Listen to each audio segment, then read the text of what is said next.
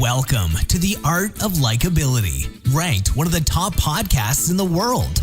In this podcast, you'll discover how to leverage likability to build stronger relationships, lead more efficiently, close more sales, and keep customers happy while increasing success in your professional and personal life. Let's jump in with your host, Youre Moody. Hey everybody, Brett King here, producer of The Art of Likeability. I just wanted to jump in really quick before we got into this amazing interview that we have today with Michael Simmons, and just let you know that if you didn't know, the interview manual that we've been talking about on the podcast the past few weeks is now available.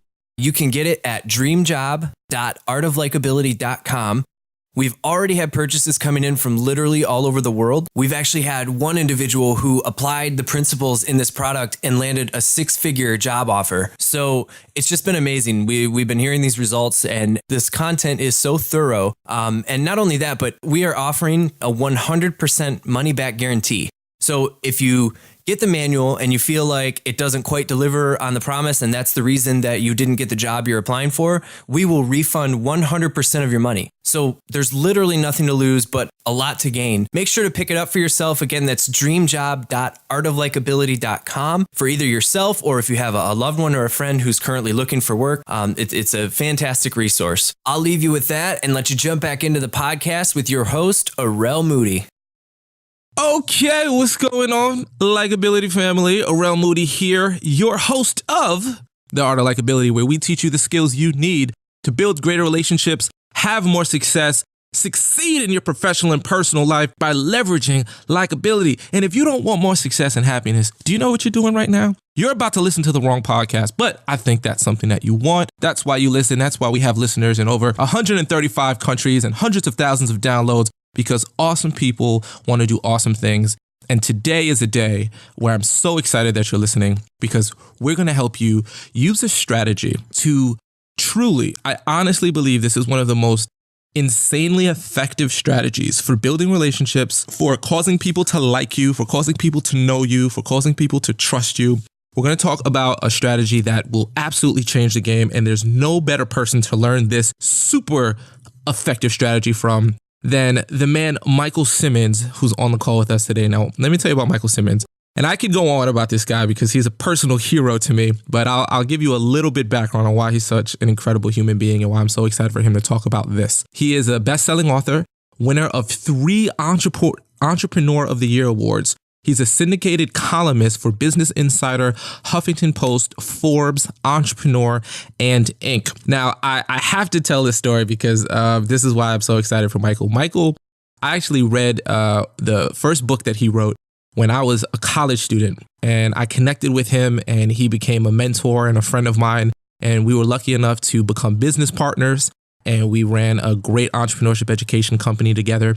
And we're still really, really great friends, and he's doing amazing things with his new company and his new writing and his consulting, and what he's doing is just incredible. So this is literally, you're hearing from an individual who's had incredible impact on my life. And I think after you hear him share some ideas, you'll understand why he's such an impactful guy. So with that said, please, he can't hear you, but he feels your energy. Give me some love for the man, Michael Simmons. What's going on, brother? How you feeling? Awesome, Youre. Thank you for that intro. And I feel like I've learned just as much or even more from you. Well, thank you, brother. So, a lot of people know you as an entrepreneur. A lot of people know you as an author. You've started to do a lot more with writing now and with building content. And I'm curious to hear a little bit about your philosophies on why this is something where you're putting so much attention and why the idea of creating content has become so important in your professional life.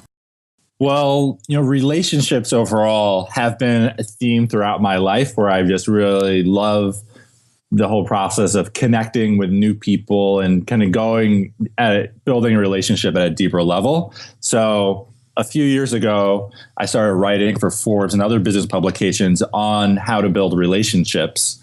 And I kind of took an approach of interviewing lots of different people, not just the people you expect to write about relationships. I interviewed anthropologists, sociologists, network scientists, and really started to see that we're going through this huge transformation in how we build relationships. And essentially what it is 10 years ago, just 10 years ago, I was, I guess, 23, just out of college. The main way that people built relationships was in person, and only hundreds of thousands of people had ever written a book, written an article, created music. Now, literally billions of people are posting pictures, posting videos, and basically sharing their story. And basically, what I realized along the process is that creating content is basically relationship building. The core of the only way we can build a relationship with someone is by communicating with them. And, we're used to just doing that through in-person conversations or on the phone in real time. But now we're building relationships in a whole new way, and it's a whole new skill set to learn.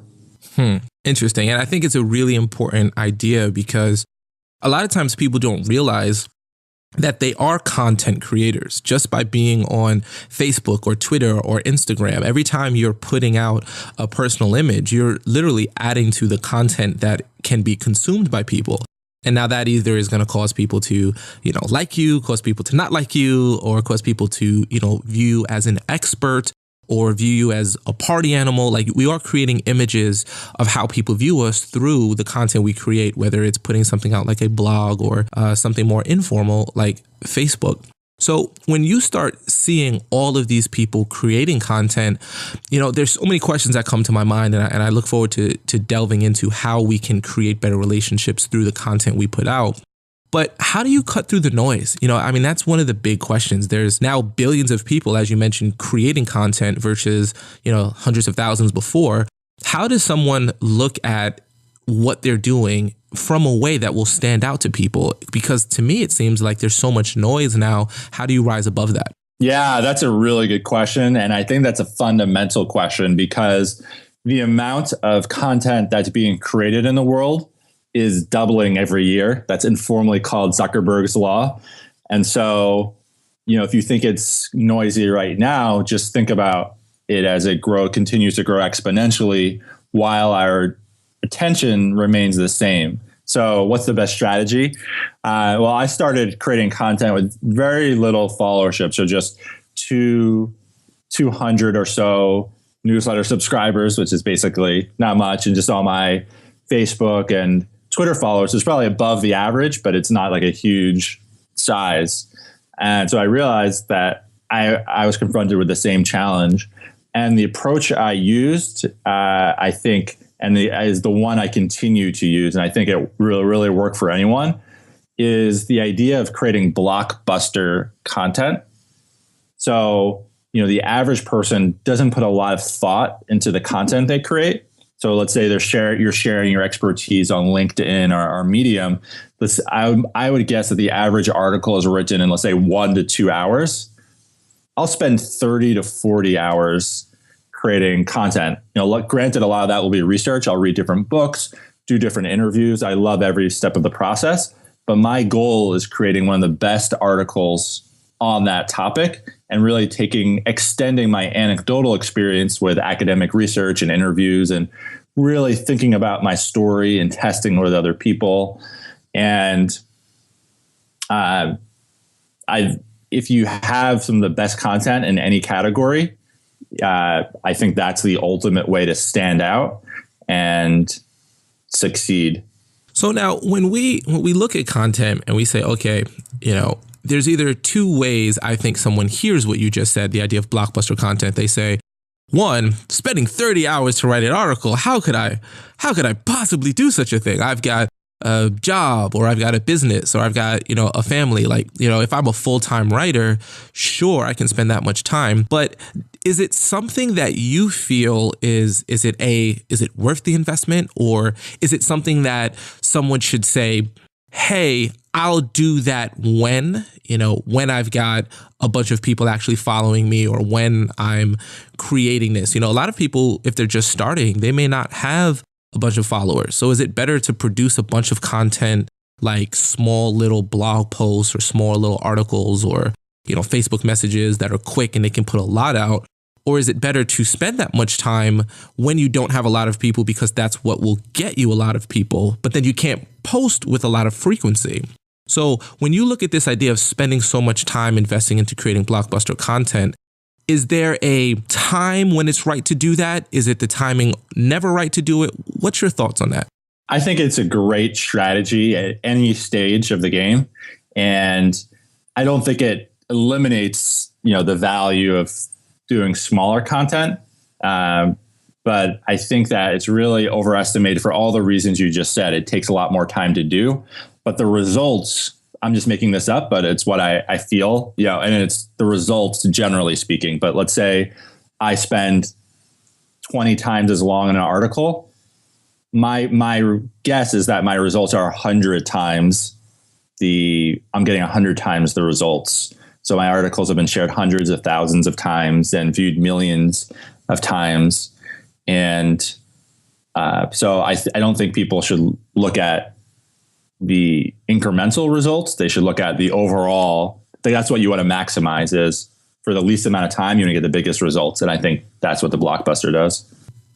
And do you see it as an either or strategy? Like, do you want to be known as the Blockbuster content guy so that when people come, they go, wow, you're so good on this? Or do you produce, an hour or, an hour's worth of content here or, those smaller hits here and there, and then every so often pull out a big hit?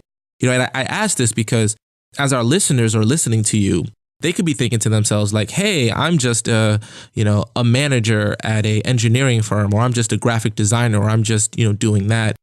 Does it really help me to spend so much time doing it? Or should I look at it as I'm still going to write blog posts or those smaller things and do those bigger things every now and again? Or is it only do the big things because that's what you want to be known for? What's your take on that? I think there's two vectors on which I look at it as goals. So one is you're building a relationship with an audience. And then two is you have this idea, this unique way of seeing the world that you want to spread, and that builds your credibility professionally. So, on the relationship side, it is important to keep in touch with people frequently, I think, and just, kind of the principle is staying top of mind and you're building an emotional connection. And it's your friends on Facebook. So it doesn't always have to be like Blockbuster content.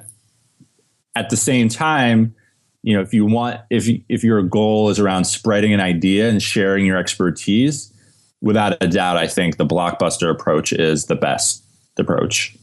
And actually, there's another thing that I think is really important and why it's intimidating is that, or why it's not as intimidating as it sounds. So if you want to create a Blockbuster song, you want to create a Blockbuster movie, let's say it's just a movie, that would cost hundreds of millions of dollars. I just watched Avengers last night, and I'm sure it cost them tens of millions or hundreds of millions of dollars. To create one of the best articles in your particular category is actually, in many categories, not that hard, and it can take dozens of hours. So there's actually a real opportunity. And I think my belief is that's probably going to get harder as more and more people are creating quality content. This actually makes me realize why this is so valuable, because you used a very, very important word, which was expertise. And I think a lot of people don't view themselves as experts, or they don't see themselves as experts, or maybe they don't, but they want to. Content is one of the greatest ways, creating your own self-hosted blog. You can go to Blogger or Blogspot or WordPress or Tumblr. There's tons, if you just Google search free blog, there's tons of free ways to do that so you can have something that's open to the world. You can post it on Facebook, or you can go to LinkedIn. LinkedIn actually has a way for you to do a longer posts now that are considered articles within LinkedIn that are public to be searched as well. So there's all of these mediums for people to feel to create content. How do you deal with the idea of expertise? I think a lot of people mentally will stop themselves from actually putting content out there because they say, well, I'm not the expert. I'm just a guy who's been I've been in engineering for 10 years, but it doesn't mean I'm the expert on it. This other person is the expert. How does someone deal with understanding they should put content out, or should they not put content out? What's your thought about expertise? When do you start writing? Is there a certain goal that you need to hit first? What's your thought on the idea of expertise? I think everyone can and should share their expertise if it's valuable and they're professional. I don't think there's a milestone of, all right, you have to have $1 million in revenue. I think if you want to talk about how to build a company to $1 million, then it's better to have done it yourself. On the other hand, I think what really about building expertise is thinking about what you know that's really unique and powerful, and then thinking about who it's valuable for. And I guarantee everyone has perspectives on the world that are valuable for other people, and they could increase the value by really learning how to tell their story better so that it connects with other people and has them see the power of the idea. There's ways to add value to it by, let's say, doing academic research. I do this a lot, and it's easier than ever with Google Scholar to, let's say you have this belief that, the best thing to do in a situation is X, Y, Z. There actually might be a whole body of research on the power of X, Y, Z. So you're kind of borrowing the credibility of researchers and saying, don't just trust me. This has been tested on hundreds or thousands of people and it works for them. Or, that's just one form of credibility. Maybe you visualize, or maybe you're really good at creating a vision about the future that helps lead people. And Elon Musk happens to use the same strategy. So you kind of borrow the credibility of people that way. So that makes me think as I'm talking that there's two different ways. One is, having the credibility so that people listen to you. And then two is the value so that people actually get value from what you say. And I think anybody can increase both of those. So now that brings up a really great strategy, I think, that is not really utilized as much as it should. The idea of borrowing expertise to create expertise. And we see it all the time and we don't think about it. Why do products have spokespeople? Like, why is Michael Jordan the spokesperson for Hanes? What does Michael Jordan have to do with underwear? Like, why is he the expert in underwear? But we see him as the expert in basketball. So if he likes this, then it must help him be better at basketball. So this got to be the underwear to wear, or the t-shirts to wear must be Hanes. So whenever there's a spokesperson, the company is hoping to borrow that person's expertise, that person's fame, and use it in their benefit. If I want to start writing about a subject and I feel like I don't have the notoriety or the impact that a celebrity might does, what can I do to borrow someone's expertise without, stealing it or making myself feel uncomfortable? Because I may not have a relationship with someone who wrote research or someone who did it. So what are some strategies that people can use to borrow others people's expertise to start building their own? Well, I mentioned two of them. Academic research. I think any books, I could extend it to if there's an article that you could link to, or a book and quote from that book, or in interviewing someone. Helps the idea. And then even you gave a great example of the spokesperson, and that really actually connected two thoughts for me, because I think it's really hard for people to understand abstract conceptual concepts. That's not how our brain is wired. Our brain is more wired to understand things through our everyday experiences and senses. So you think of the concept of two birds in the hand versus one in the bush. That concept has been around for hundreds of years through lots of different cultures. But by using the metaphor of two birds in the hand versus one in the bush, people can immediately understand it, because you can picture with your senses what it's like to hold, you can just visualize that image. And one of the reasons I think is powerful to say, I do this thing and so does Elon Musk, let's say he's the popular person of the day, is that it makes it, in the same way, it makes an abstract idea kind of more personal and relatable. Well, how does one access? Let's say I'm a graphic designer and I want to start having other people in the graphic design community see me as the expert in graphic design. And I have these really cool ideas and I do things in a way that, my clients really love, but I want other graphic designers to do it too. So I want to start pulling academic research. How does one even find academic research? Do they have to call up Harvard and is a big ordeal? Can you search it online? What's the fastest and most efficient way to find that kind of academic research to help give you more credibility when you write? Google's search engine for academic research is Google Scholar. And so that's great because you could type in a keyword and then see the number of citations and who's citing that particular thing. So, there is a little bit of a learning curve, but it's not as big as you think. So you kind of, you want over time, you need to learn concepts like the citations, which is basically the number of times that study has been linked to. It's good to understand which publications in a certain field are the more credible, because the more you can have more, if it was published in like Nature or Science, those journals, you can have more credibility that it went through a more rigorous vetting process. But at a very basic level, you could go to Google Scholar, type in the keyword, see studies on it. And then at the end of academic studies, there are links to other studies that are referenced. And so sometimes once you're into one study, you can find links to lots of other ones and you're in this whole world. Right. And that's scholar.google.com, or you can just go to Google, type in Google Scholar, and it literally is a search engine just for academic research. So you'll find only really, really good stuff. So it's actually a little known feature of Google that's really valuable.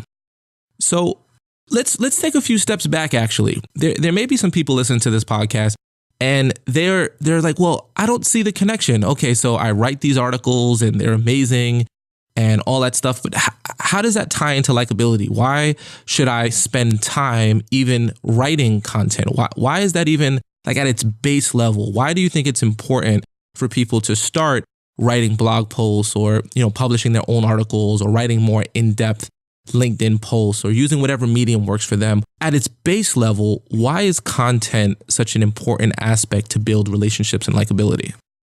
Yeah, that's a good point. I feel like there's literally so many different ways of answering this. So I'll just start on a few. One is it really accelerates a relationship. So even the people you already know in your network who follow you on Facebook, it feels like people know you, but people only know little bits and pieces of who you are. So when you really take the time to share more deeply about your expertise and your story, all of a sudden you can share more and resonate with more people. People will then, next time you connect to them, they'll say, hey, I really resonated with that. And then they'll want to share. So if you're more open in your stories, then they'll share more deeply with you. They'll feel like they already know you. And then for people that don't know you yet, all of a sudden you have credibility. People like you. So when you want to talk to someone, not only is the door open, but the conversation isn't about, do I like you? Do I not like you? Do I trust you? Do I not trust you? Which that alone is not easy to get past and could take lots of time. You're already past that in year two.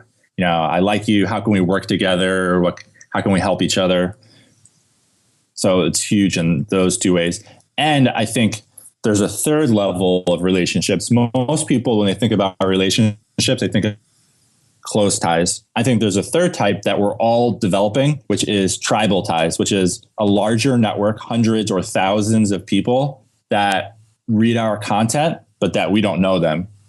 They're kind of invisible to us most of the time because they're kind of just reading it and not commenting or sharing. But that, I think, is an increasingly important network to develop. And just like we build our close and weak ties, we should build our tribal ties. And that is such a powerful concept. And I'm so glad you brought it up because I didn't know that it had that term, the tribal ties. I made that up. Oh, well, I like it. You should coin it and use it from this point forward. But think of it like this. You post something on Facebook and it gets, say, 50 likes or 25 likes. That doesn't mean that 50 people only read it, right? That just means 50 people chose to interact with it. I would ask everyone listening right now, you listening right now, ask yourself, how many people, whether it's social media, whether it's a blog you like to go to, how many people do you visit, but you don't actually interact every time you watch or read one of their things. And I thought what was most fascinating about this is when Facebook started adding the view counter to videos. So if you upload a video directly to Facebook, it actually will show you how many times that video was viewed. And what I've noticed is that the views are always significantly higher than the likes and comments are. So something might be viewed, let's say 500 times, but it may only have 15 likes. That means there were all of these people who took the time to view it, but didn't take the time for whatever reason. They don't want to seem like they're a stalker, or they don't want to seem like they're, creepy. So they just read it. So there's a bunch of people consuming what you're putting out there. And the more you put stuff out there, the more people actually will build it. And then eventually those people actually may turn into business relationships or contents. And I'm always blown away by messages that I get on this podcast of people say, hey, Rel, I've been listening to your podcast for over a year now, and I'd like to just ask you this question. So like literally they haven't written a comment or a review on iTunes. They've never reached out to me before, but they listen to it over and over and over. And then eventually something causes them to want to reach out. Have you noticed that tribal relationship, what's the major benefit of creating that network? Do you see it as something that is going to cash in? Do you see it as you don't know who you know and you're just hedging your bets? Like, why is that community of people who are viewing it, but not liking and not commenting or not letting you know, why is that an important network to build? Well, I would put it in the context of just different types of relationships overall. So close ties are really important because you're building really deep emotional connection with people. And that's really important. Studies on health and happiness, and you can be more open. The weak ties network is really important as well. But it's more for adding diversity to life. So there's been a study that most opportunities, what was specifically measured as job opportunities, come from your weak ties, not your strong ties, because one, there's more people who are weak ties, and then two, they're more likely to be different than you and therefore be exposed to different opportunities. The more time you spend around someone that in your close network, the more you're exposed to the same opportunities. So with the tribal ties, one, that's just exponentially more diversity and opportunities. So giving you one example, just even just in the past few months, we wanted to have an event at the NASDAQ and on Times Square where they have a huge billboard. And we thought it would really add a huge value to our event and people would love it. So we posted on Facebook because you can't just rent it out. You actually have to have introductions. And the person that ended up helping, she's amazing. And I had met her maybe once. I don't think we actually ever met. It felt like it because she had commented in the past on the writing, and she had been reading my writing for years. And she made the introduction. She happened to work at NASDAQ. So I think there's a certain level of serendipity that you open yourself up to. Even times just with writing, the more you have relationships with people, the more they're likely to share your content. So you kind of build your tribe of people. Or let's say you want to do crowdfunding in the future and you have this idea, you have these tribal ties, those are going to be people who make that crowdfunding campaign successful.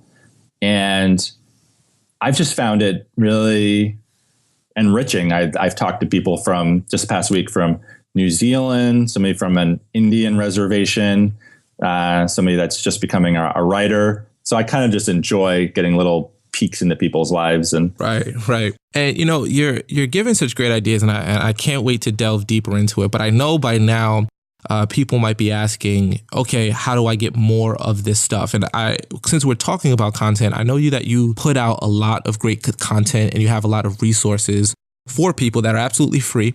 There's, I know you give away a toolbox of the things that you do, as well as the top 3 relationship building tools that you use. So if people go to michaeldsimmons.com, that's michaeldsimmons.com, they can actually sign up right there on your homepage to receive all that information and find out when you're putting out your articles and get first steps to the articles and then get all those other resources you have. So definitely check out michaeldsimmons.com to get a lot more of the specific strategies that Michael has used to build up his fan base, to build up his tribal ties, as he calls them, and how you can do the same. And may I add just one final comment or thought? So I mentioned that the skill set for building in-person conversations is in-person relationships is conversation.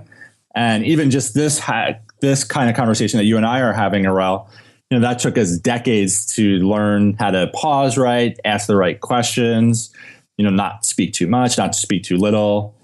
So there's all this skill set, and you can remember just everyone's awkward high school years where it's just, you can remember how hard that was. I think we're in the awkward high school years of creating content, and it's a very different skill set. So what I would advise people to do is really take that skill set seriously and think about how they develop storytelling, how they think about sharing their expertise, how they even get good at creating headlines, because that's how content is shared. And just really look at that as a skill set that's important to learn.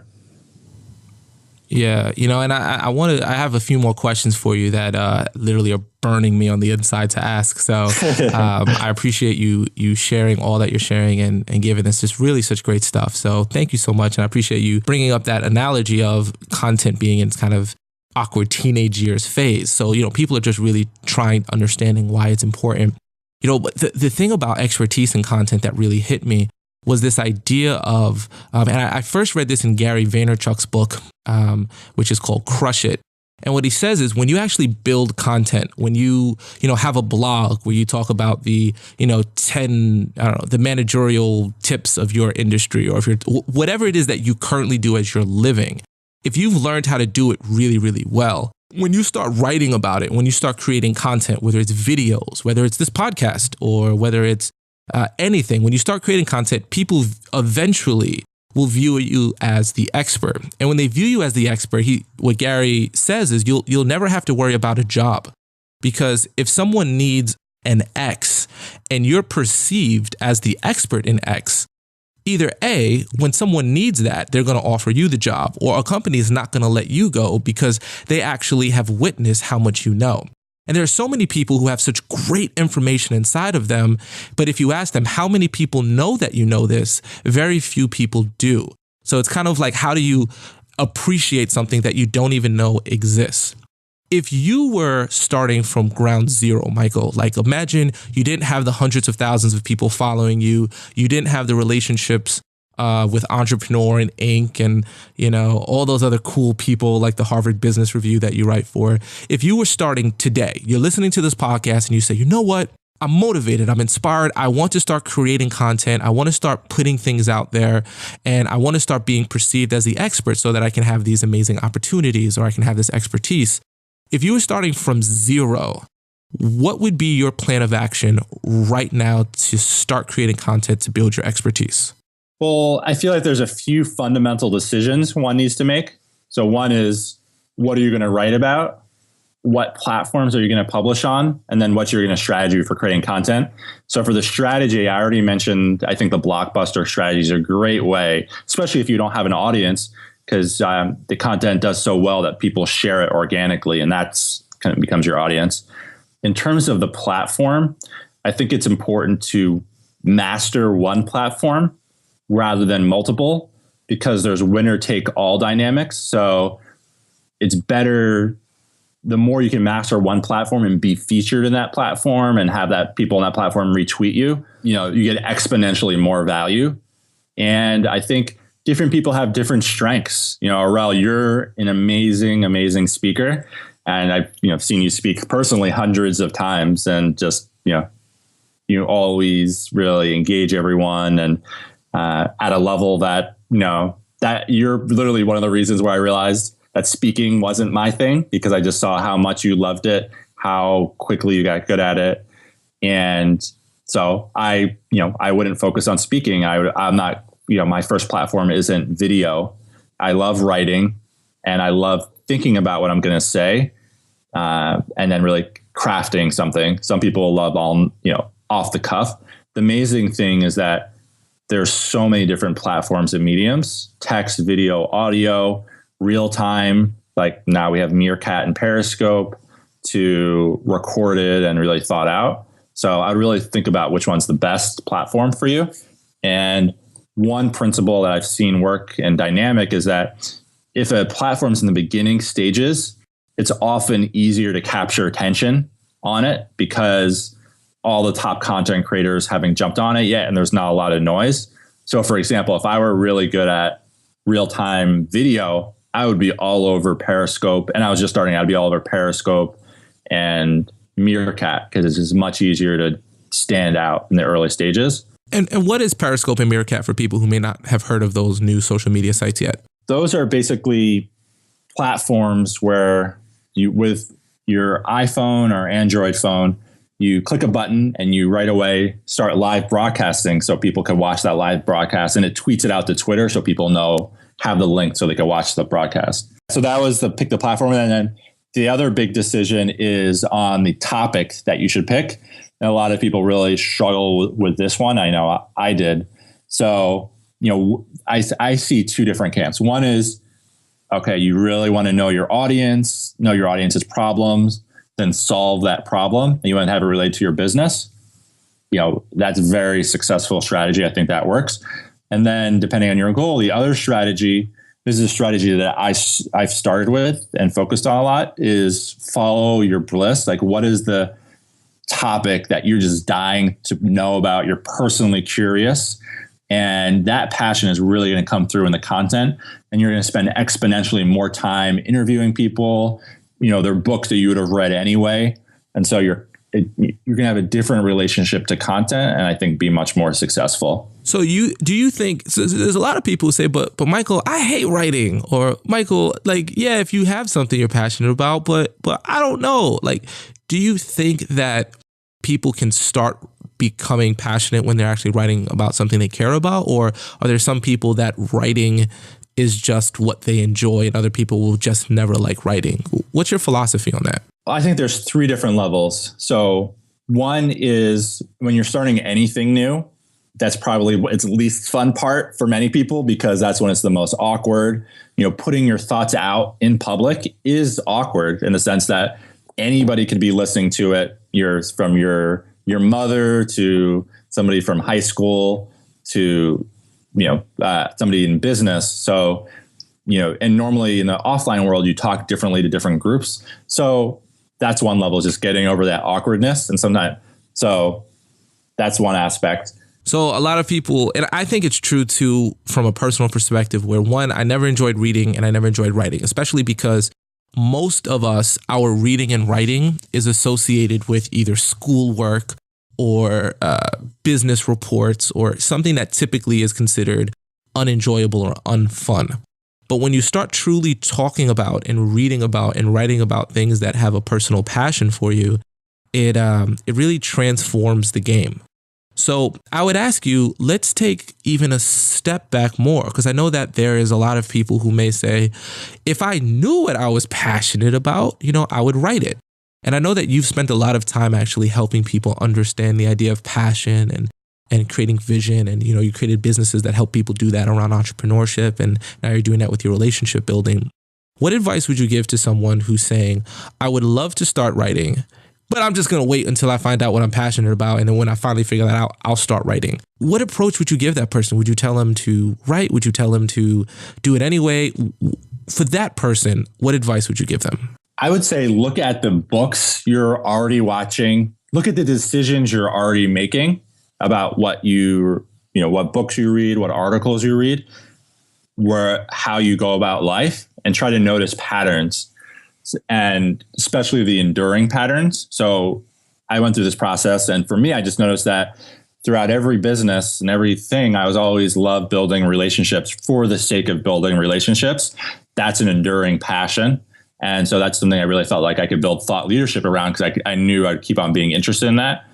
I actually wrote a few articles on work-life balance, and I actually really enjoyed writing about that at the time. But after I wrote, I think 2 or 3, I was like, I'm not interested in writing about this anymore. And that was fine. In the beginning, it's a testing process. And even if you're writing on different things, I'm just thinking about like Tim Ferriss. He's written about everything from, how to shoot guns to like how to protect yourself if you're in the middle of nowhere, to health. So, people aren't only listening to you because you're an expert in one topic necessarily. There's also a voice that comes through, or style. So, for Tim, that for all his things, he's going to teach you how to get the biggest results with the least amount of time and effort. So I think you have your unique voice, your unique way of approaching things. And for me, I found that you can learn a lot about that, again, by what you already doing. Like, I love deep conversation where we kind of go deep. So what's most important in life and how do you make the most out of it? And I love sharing and hearing people's stories beyond just the surface level stuff. Like, I want to know, what it's really like behind the scenes. And so naturally my writing reflects that. So find what you're already leaning towards. I think a lot of times we don't look from a 2,000 or 10,000 foot view of where do we lean towards? What type of shows do we like to watch? What type of content most interests us? Sometimes it doesn't have to be, completely, personal development based. If you really love Game of Thrones and you spend your free time reading Game of Thrones and you watch Game of Thrones and you read the books and you go the backstory, feel free to write your commentary on it. Feel free to start creating content about that if that's something you're passionate about. And I think in the same way that you had your experience of writing about work-life balance, you wrote about it, but then you realized, I think I'm done. And that allows you the space to move on. A lot of times we think so much about what would be perfect that we just don't do something. And I'm a huge advocate of just doing something so you can either know it doesn't work, it doesn't, and you can always change. Or you become Tim Ferriss and then you just write about whatever you want and people love the fact that you're so multi-passionate. Yeah. And one thing that I found incredibly helpful, and it's like a baby step that I think everyone could take, is building your taste. And that's just really just observing, like I actually learned this from Brian Koppelman, who's a screenwriter. He wrote Rounders and Ocean's 11. He recommended going back and watching your favorite movies 7 times. I haven't done that 7 times. I rewatched old movies I've seen a few times and really understanding at moment by moment, where do you lose your attention and get bored, where it keeps your attention. So, I do that with movies too. I just noticed where I lost myself and I'm caught in the plot. I watched Avengers last night and I was literally counting the number of, and then actually once you do it, then you deconstruct it. And so principle I've noticed in storytelling is open loops. That's basically you're beginning a plot element, but you're not closing it. And I sort of count the number of open loops whenever I'm watching something. And with Avengers, there's at least 8 different open loops open at one point that many of them they closed. Many of them they kept open, so you can watch the next episode. I've never actually heard that before, and I think it's really fascinating. If you watch because I'm thinking about it now, if you watch a movie that you love, a really, really good movie, you actually get lost in it. You forget that you're watching a movie. You kind of, and it's at what point do you feel most connected? At what point do you notice these different emotions? And then you can actually become more observant of who you are, so you can better understand how to communicate that with people. That's really fascinating. Yeah. And a big thing for me, another growth spurt within deconstructing, is being honest with myself. So some stuff sometimes you're attracted to stuff that, you wish you weren't attracted to, or repulsed by stuff. This could be controversial, but I think, there's been studies on it. At some level, we're all racist. We might see, we all have associations just through media and life about, we see a certain person dressed a certain way, somebody having a hoodie versus a polo shirt. Unconsciously, you're already acting differently. So it's even just noticing those little things within yourself and being honest with yourself. That helps you be a more honest storyteller rather than talking about an ideal world of you should always do this and you should always do this that you don't even live in and that other people don't live in. Right. It's a fascinating thing to say, just because you have a certain feeling, it doesn't mean that you hate people or you want to kill them or anything like that. But if you notice, hey, if I notice somebody has tattoos all over their head of crossbones and skulls, and, they have a certain style of clothes, it causes you to react a certain way. Now, obviously, as humans, we can overact that and say, okay, well, let me look at the environment. Is this a safe place? Can I talk to them? But we all have these prejudices that affect us. A lot of times we do it in a positive way. Now, if we say, oh, they don't exist, sometimes not sometimes, but if we say those things never affect any of us, it's kind of a fantasy world. Like we all get emotionally affected almost at a animalistic level. Now we can use our intellect to override that depending upon the situation, but it's there. And the more open we are with ourselves, the more we can understand, well, why did I feel this way? Who is this? What does that say about me? And, I want to touch upon this briefly because it brings me to this. It's a whole other podcast and we can do a whole other conversation just about this one word I'm about to say. But, sharing that kind of idea or realizing it can make you seem very vulnerable. And I know that you're a huge advocate of using vulnerability to connect with people in your content, in your writing. What role does vulnerability play and what misconceptions do you think a lot of people have about it that maybe they should be embracing? I think you can just I think our culture is 100% moving towards one of vulnerability and authenticity as a result of social media. And, I think it's evidenced in the movies that are out. You think about Batman or X-Men, even how those movies have evolved from the beginning of the series. Like now all the characters, you're not even sure who's good or bad because you just kind of see the dark side of Batman and he's not a perfect person. He has these things. But what's inspiring about it is that, these characters overcome, you can relate to them because we all have, our good and dark sides and we have challenges. But what's relatable or what's inspiring is that they overcome it and how they overcome it. And it doesn't even have to be perfect, like a fairy tale ending. And some of the best movies don't have a fairy tale ending, but there's some level of inspiration that they're still fighting and, living to see another day. I think that's such a great point, and I never made that connection until you just said it. If you watch the Superman movie from back in the day, like he's perfect, right? He's Superman. Like nothing ever goes wrong, and he's happy, and he might deal with some challenges, but you never question who he is. But you watch the newer versions of superheroes. Superheroes are more flawed human beings because every single person is flawed. Every single person has those things. So a lot of times arts reflect the culture and sometimes the culture reflects the art. But if we're seeing more and more of these movies that are being produced that tap more into the vulnerability, more in that human element, that's kind of a great sign that this is what people are looking for. And if you can start producing content where you're not only sharing your objective views, but you're actually sharing a little bit more of your vulnerable views of what doesn't work or what, and I've noticed this and I've actually learned this from you. For those who follow me on Facebook or LinkedIn, you'll notice every now and again, I might post something that's a little bit more personal.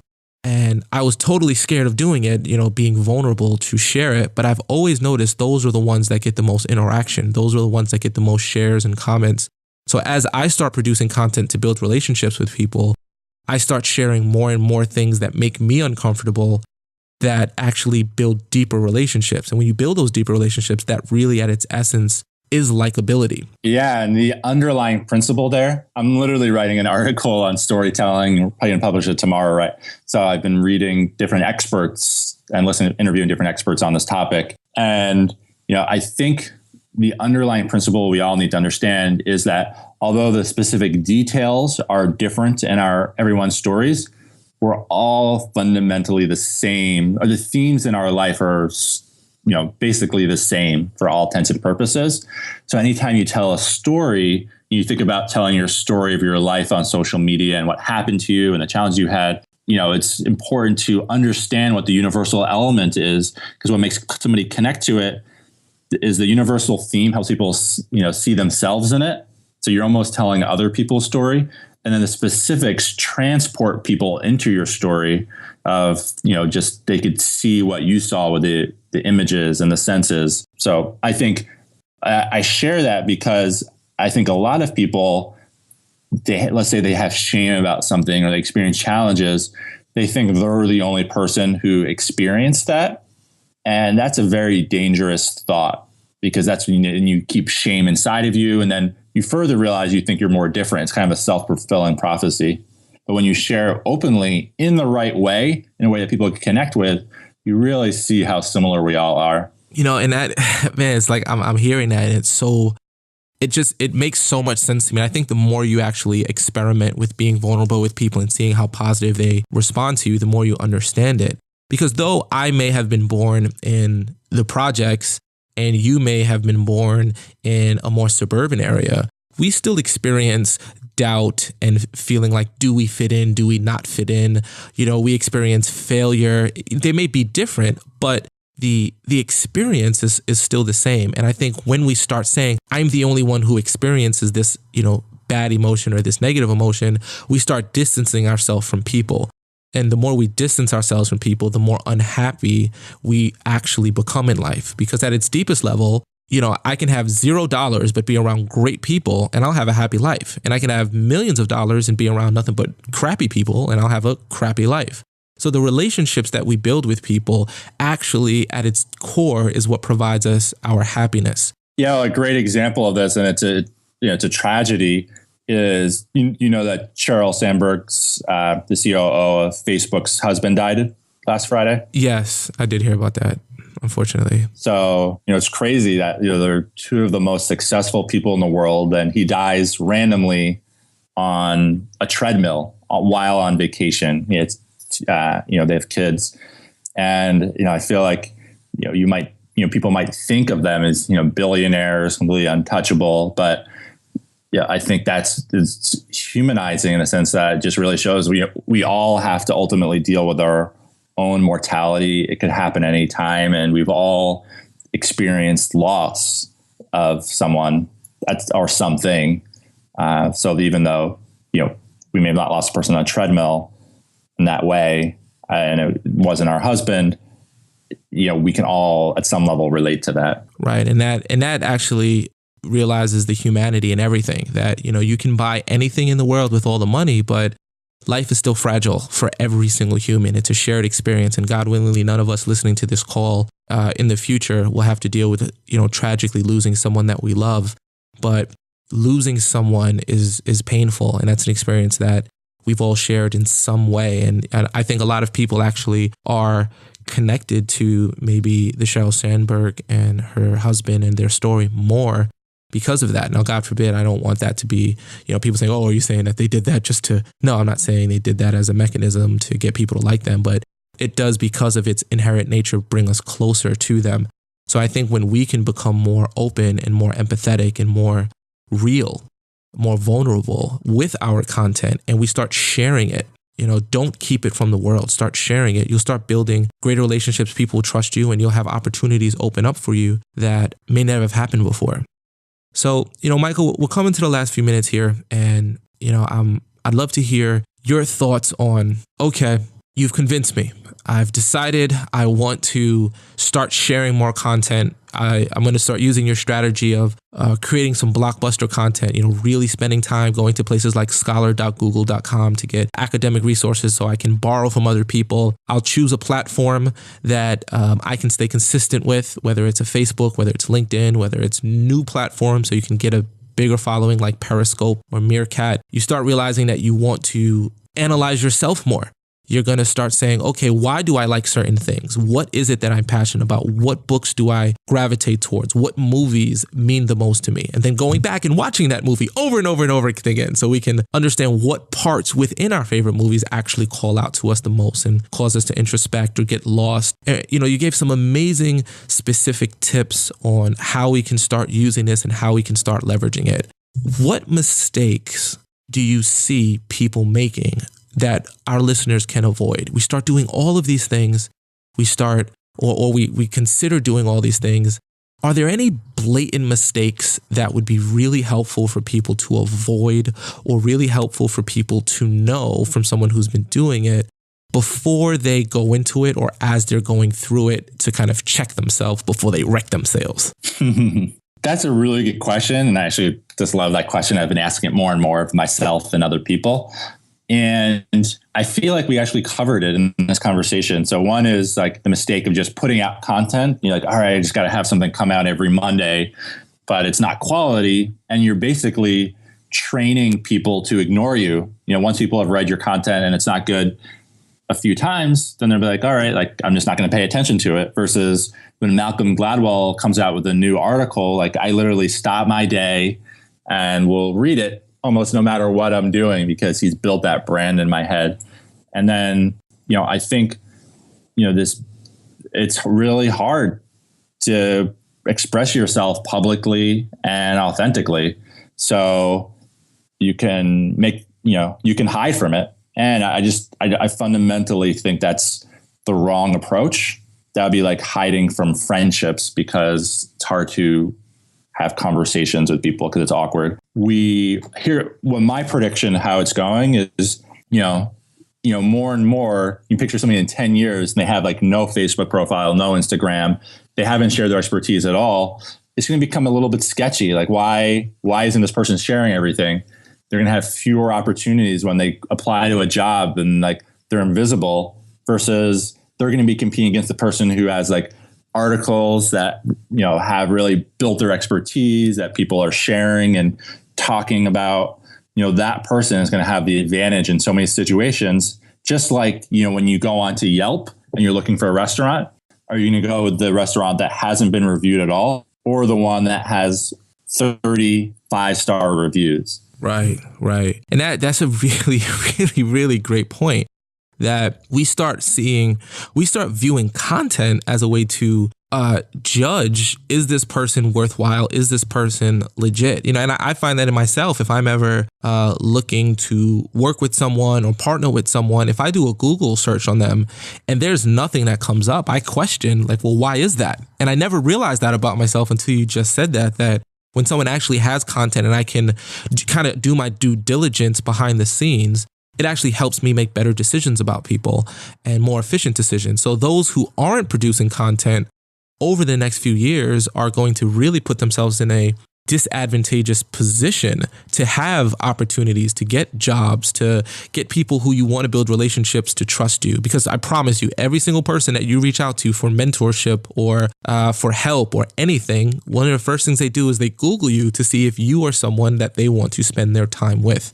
So the more you can produce content that allows people to see that, the more that you can, really put your energy behind it so that people look forward to what you do. Hopefully people feel that way about the podcast. Hopefully they say to themselves, wow, I look forward every week to hearing what's a new podcast. And I'm sure that if you didn't, you wouldn't be listening to this right now, because you expect it to be of a certain quality. And that's a great pressure for me to have, because I want to produce the best, whether we're doing our short form or whether we're doing our long form interviews like we're doing right now.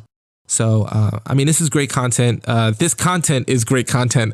And I hope it's building relationships with myself to all of my listeners. This has made me feel deeper to Michael. And I'm pretty confident people are going to want to know a little bit more about what you're doing, Michael. And I encourage everyone. His content is absolutely rockstar. You'll see everything of what he's saying come to life in the articles that he's written. If you want to see what a Blockbuster article looks like, check out what Michael's doing. He recently posted some incredible things through Forbes. And if you go to michaelDsimmons.com, you can get updates on his most recent blog posts and his most recent articles. And you can put in your name and email for free and get his top 3 relationship building tools that he uses every day. And he's on Twitter, Michael D. Simmons. Is that your preferred Twitter, Michael? Yep, that's my Twitter. That's my Facebook. Yeah, so if you want to check him out and see, all of these principles come to life, just go to michaelDsimmons.com, go to twitter.com/MichaelDSimmons, facebook.com/Michael D as in David, by the way, Michael D as in David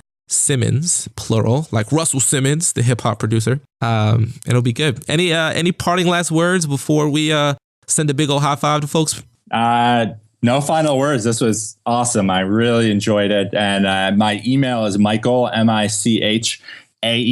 at IEM, as in man, PACT.com, or T.com. So if you have any questions that were burning after this conversation, feel free to shoot me an email. And I promise you, people, hit up Michael. This dude will hit you back. He's not saying it just to say it. Like, he's a very, very busy guy. He's absolutely all over the place. He's traveling like crazy now, but his heart is pure. So if you reach out to him and he doesn't reach back, the same rules apply to him that apply to me. Like I always tell you, if you reach out to me and for any reason I don't get back to you, reach out again. It's not that I don't want to, it's that I couldn't at the moment. So, we're really excited. We got a lot of great things coming up. For those of you who don't know, we have a new product that is out. I bet y'all don't know about the product if you haven't downloaded it yet, but if you go to artoflikeability.com, you can check out our new interview manual that's just come out that we're really excited about. or you can go directly to the link, which is dreamjob.artoflikability.com. If you want to see how to land the dream job, how you can ace your next interview, how you can make sure you can leverage likability to make sure you have the career you like. Because one of the reasons I wrote that product is because I truly, truly feel that if we have a career that we love, it makes our life that much more happy to live. So I'm really, really proud of it. I'm really, really excited about it. So if you haven't gotten it yet, make sure to go to dreamjob.artoflikability.com to download, or you can just go to artoflikability.com. There's a link for it on the website. And hopefully you will make sure that your next job interview is nailed and you can have an amazing relationship. And then you'll keep that job and get raises and all that cool stuff because you start producing good content. And you start putting it out there like Michael's told us how to do, and you get raises and more accolades and all that kind of cool stuff. So make sure to check it out. As always, if you have any questions, please, please, please reach out to me at info@artoflikability.com. You can, of course, hit me up on social media, Aurel Moody, or you can hit up our Art of Likability page, which is Art of Likability at Art of Likability. And I love it. I love hearing from you. I literally cannot stress how much I love hearing from y'all. You know, I've been reached out to a good listener from Wisconsin, Thomas Connor O'Halloran. That dude is doing some amazing things in Wisconsin and helping people make good choices and overcome addiction. And he listens to the Art of Likability every single episode, as he said. And he said that it's something that he's addicted to listening to. So it's one of his good addictions, as he says. So I appreciate, Thomas listening. I appreciate every single person that leaves a review on iTunes. Please make sure you do that if you've not done so yet. I promise you, if there's anything that will make me so happy is to hear from you, and the positive reviews on the Art of Likability for iTunes is what allows us to get ranked. We're on the top 100 list for top career podcasts. That stuff means a lot to me. Those reviews helps us get ranked, and it helps more people find out about what we're doing. So if this has been valuable to you, please seriously go on, leave a 5-star rating, leave a comment. It means the world to me. And I read every single one of them, and I check that thing almost every single day. So it's my little habit of fun. So add to that habit of fun by leaving a good comment.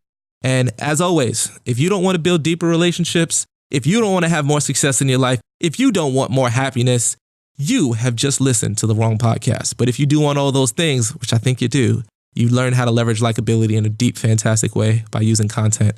Sending you a big old high five. Until next week, I'm out this piece, y'all. Michael, thanks for being here. Thank you for listening. Sending everybody a big old high five. You are awesome.